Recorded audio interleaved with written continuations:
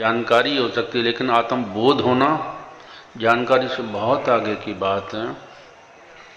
तो अब वो जो आत्म बोध है ये कैसे हो सकता है, ये मैं आज बताऊंगा। तो मेरे पास जो आज विषय है वो है दृष्टि। कि महापुरुष आते हैं, सत्संग करते हैं, हम सुन लेते हैं, अच्छी बात है। तो ये क्यों करते हैं ये भी बात समझ लो कि वो हमें एक दृष्टि देना चाहते हैं, एक समझ देना चाहते हैं, ताकि हम उस समझ को लेकर अपनी ज़िंदगी में उसे ढाल के आत्मबोध को प्राप्त हो सके। फिर शिव जी की मैं बात बताता हूँ। एक एपिसोड में आया था कि एक बच्चे ने बहुत शिव जी की आराधना की, तो नेचुरली है कि देवता प्रसन्न हो जाते हैं। आ गए शिव जी, भगवान कहते हैं कि बेटा वरदान मांगो। कहता ज्ञान दे दो। कहता ये नहीं हो सकता। कहता क्यों? कहता ये गुरु का काम है, मेरा काम नहीं। मैं वरदान दे सकता हूँ, ज्ञान नहीं दे सकता, गुरु चाहिए उसके। जय जय हनुमान में भी यही बात देखो कि हालांकि रुद्र अवतार है, लेकिन फिर भी जिस जामे में वो आया उसमें गुरु को ढूंढ रहा है। पहले समझो कि रावण के साथ ही वो गुरुकुल में था, तो जब देखा कि भाई ये गुरुकुल इसका मतलब का नहीं है, तो सूर्य के पास उसे भेजा ज्ञान लेने के लिए। तो बिना ज्ञान कैसे हो जाएगा? तो कोई ना कोई महापुरुष बीच में चाहिए ना, जो हमें ज्ञान दे और हमें आत्म बोध की ओर लेके जाए। तो आज का जो प्रकरण है यही होगा, विषय यही होगा कि हम आत्म बोध को कैसे प्राप्त हो सकते हैं। तो गुजराल जी वाणी पढ़ेंगे। हर्षय अंदर जोत चमक दी, देने खूब नजारे, दिल का शीशा साफ करे जो सोई देखे प्यारे। तो जो असली समझ है वो यही है कि जो कुछ दुनिया में है वो ज्योत ही है, सिवाय ज्योत के कुछ भी नहीं है। लेकिन रूप अलग अलग परमात्मा ने अपने बनाए हैं खेल करने के लिए। है ज्योत ही। कैसे है? अब अपने से ही हम ले लें। आने से पहले हम कहाँ थे इस दुनिया में? उस परमात्मा में समाहित थे। यहाँ आके ये शरीर ले लिया, कपड़े हमें मिल गए, एक जीवन जी के हमें वापस जाना है। कहाँ जाएंगे? अपने असले में जाएंगे। जहाँ से आए थे वहीं पे ही जाएंगे और कोई चारा नहीं है। तो हमारा मूल जो है वो ज्योति है, या इसको और तरीके से समझ लो कि चेतनता है हमारी। उसी की वजह से हम जिंदा है। अगर चेतनता बाहर चली जाए, आत्मा बाहर चली जाए तो हर चीज़ में परमात्मा ही है। पर हमारी दृष्टि, अब दृष्टि की ज़रूरत तो आ गई नहीं। हमारी दृष्टि वो नहीं बनी, हमारी दृष्टि भेदभाव वाली बनी है, दुनियावी समझ वाली बनी है, रूहानी समझ नहीं है। इसलिए हम ज्योत को समझ ही नहीं सकते। उसके लिए उतनी ही सूक्ष्म दृष्टि चाहिए। पर इतना अभी शुरुआत करते हैं इस बात से ही कि हर चीज़ में परमात्मा आप ही है। जैसे कि महाराज गुरुनानक साहब ने भी यही बात कही थी कि सब में ज्योत ज्योत है सोए।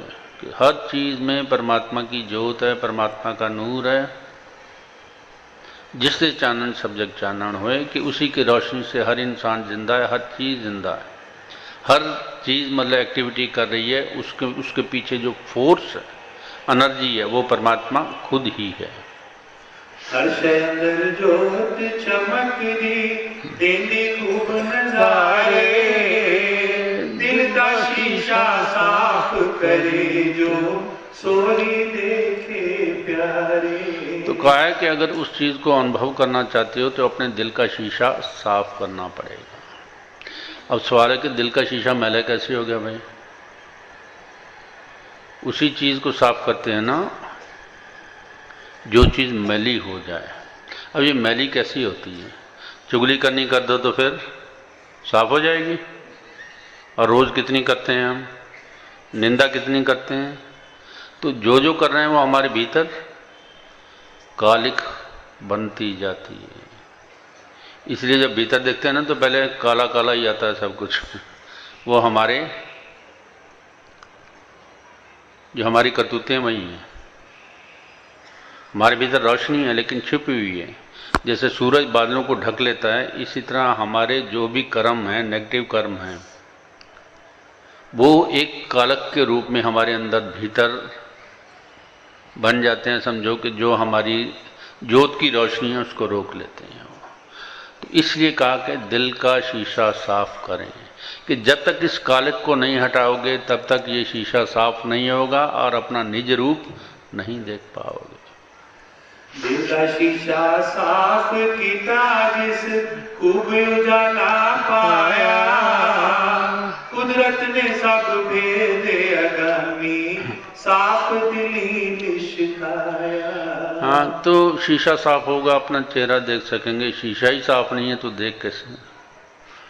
तो यह है कि परमात्मा के साथ एक होने के लिए सबसे पहली जो बड़ी ज़रूरत है कि वो दिल का शीशा साफ होना चाहिए। जितना जितना हमारा शीशा साफ होगा उतना उतना हम अपने आप निज रूप ही देख पाएंगे, क्योंकि हमारा ये शरीर नहीं, आत्मा और परमात्मा दोनों एक ही, उसी में से ही आई। एक ये मरकज ते टिक के जिसने ध्यान लगाया, नूर अनोखा ज्योति वाला उसने ही पाया। तो बहुत अद्भुत बात कही है गुरु महाराज ने कि एक दा मरकज। अब कितने ही जन्म लोगे एक का मरकज नहीं जान पाओगे। कितनी सिंपल सी बात है, एक का मरकज ढूंढ के आ जाओ, मुझे भी बता देना मिल जाए तो। जितने मर्जी जन्म दे दो, अब यहाँ किसकी जरूरत पड़ती है? नहीं है तो चले जाओ। ये मरकज नहीं ढूंढ सकते अपने आप, पर जरूर लोगे, सुना भी लोगे, बहुत बढ़िया से एक्सप्लेन भी कर लोगे, लेकिन मरकज कहाँ है ये नहीं बता पाओगे। तो इसलिए हमें महापुरुषों की ज़रूरत होती है कि वो हमें जो छिपे हुए राज हैं, रहस्य हैं, गुप्त भेद हैं, वो बता दें। नहीं तो क्या ज़रूरत है?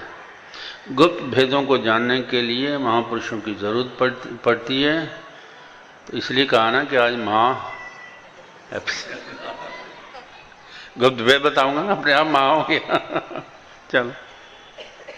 एक दे मरकज ते टिक के जिसने ध्यान लगाया, नूर अनोखा ज्योति वाला उसने ही पाया।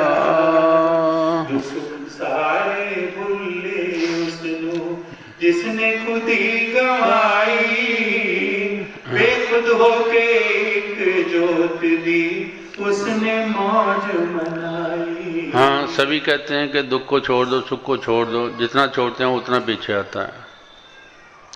जिस चीज से दूर भागने की कोशिश करोगे वो उतना ही तंग करेगी। स्वामी विवेकानंद एक बार जा रहे थे तो बंदर उनके पीछे पड़ गए। तो कहने लगे ये तो बड़ी मुश्किल होगी, जान कैसे बचाऊं? उन्होंने कहा शायद तेज भाग के देखता हूं। वो जितना तेज भागा वो बंदर उससे भी तेज। कपड़े भी फाड़ दिए उन्होंने। तो फिर परमात्मा की ने समझ दे दी अपने आप, तो रुक जा, कुछ मत कर। वो रुक गया। बंदर अब पास बैठ के खी खी कर रहे हैं पर उसे कुछ नहीं कह रहे हैं।